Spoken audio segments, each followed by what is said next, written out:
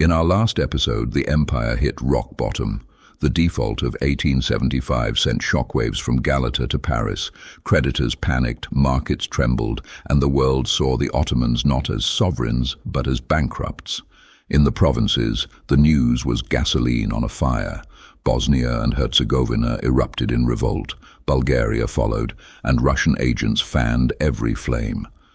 What began as an accounting failure became a political earthquake. The Eastern Crisis. For Abdulaziz, the crash was more than a financial disaster. It was the proof his enemies needed, that his palaces, his ironclads, his grandeur had driven the empire into ruin. From that moment, the Sultan was living on borrowed time. This is Road to Destruction, the World Wars. For 15 years, Sultan Abdulaziz ruled as a man possessed by visions of grandeur. He dreamed of reviving the empire's majesty with marble palaces and fleets of iron. He wanted to be remembered as the Sultan who restored Ottoman splendor, a naval emperor who would command the seas as Mehmed the Conqueror had once commanded the land. But Abdulaziz was no Mehmed. Where his ancestors conquered, he borrowed. Where they built empires, he built debts.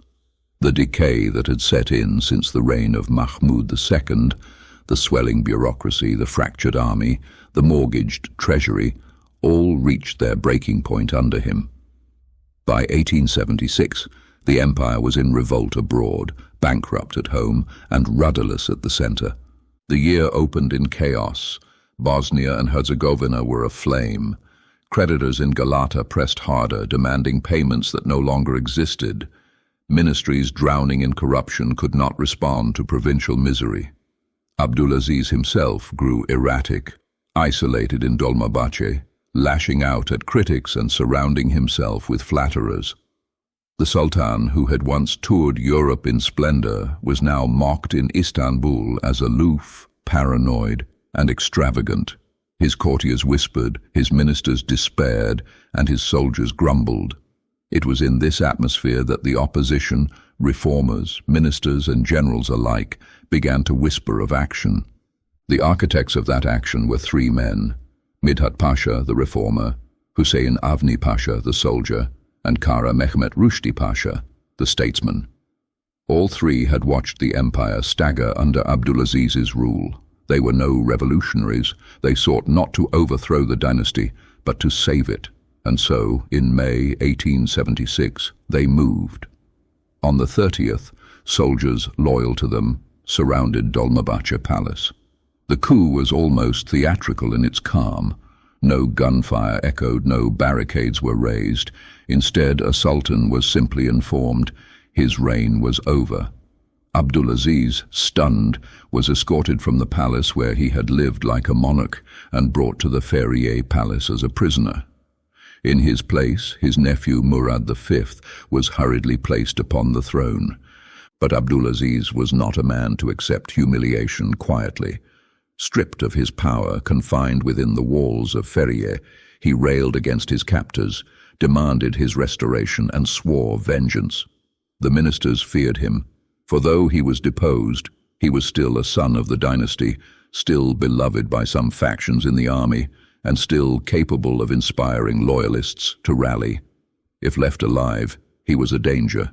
If dead, he would become a martyr. And then, on June 4th, 1876, the danger resolved itself, or was resolved. Abdulaziz was found dead in his chamber. His wrists were slit, his blood pooling across the floor. The official story was suicide, a fallen sultan, unable to bear disgrace, but from the first whispers, the story rang false.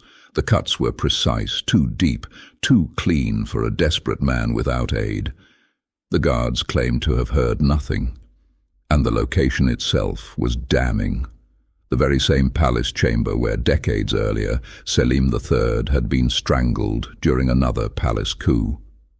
History had repeated itself, and the shadow of murder was impossible to ignore.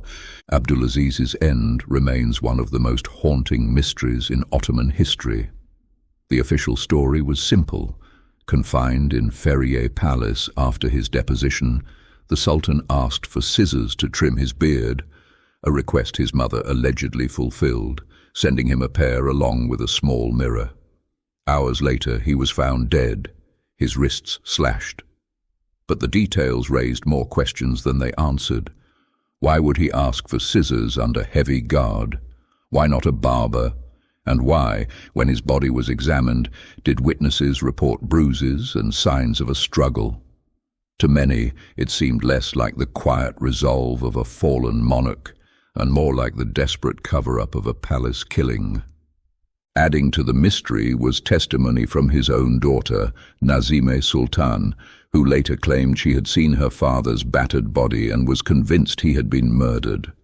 Her words only deepened suspicions that the coup plotters, Midhat Pasha, Hussein Avni Pasha and their allies, had not been willing to risk leaving Abdulaziz alive.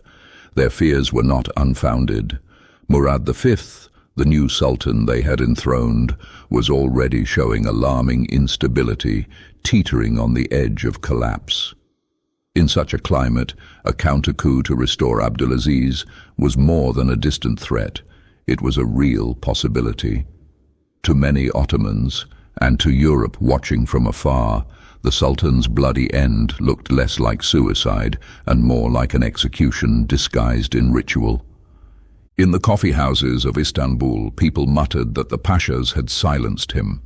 Diplomats in Europe speculated the same. Even within the palace walls, rumors swirled that the ministers feared his return so much they had ordered his death. Suicide or assassination, the truth was buried with him. No verdict was ever reached.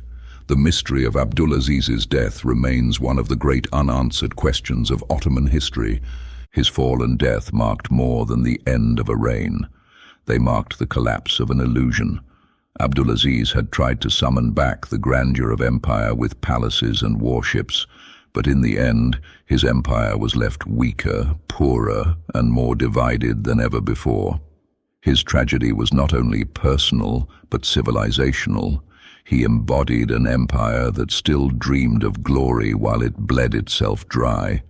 He was, in every sense, the wrong sultan at the wrong moment. And yet, in his death, the stage was set for another.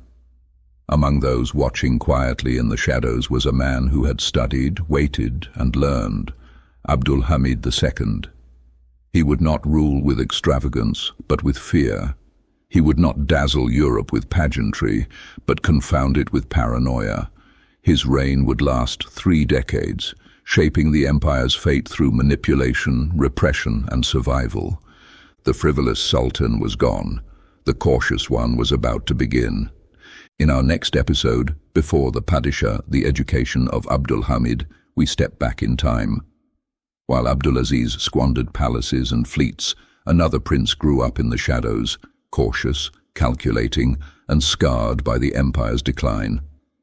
This is the making of Abdulhamid II, a ruler who will turn paranoia into policy and fear into power.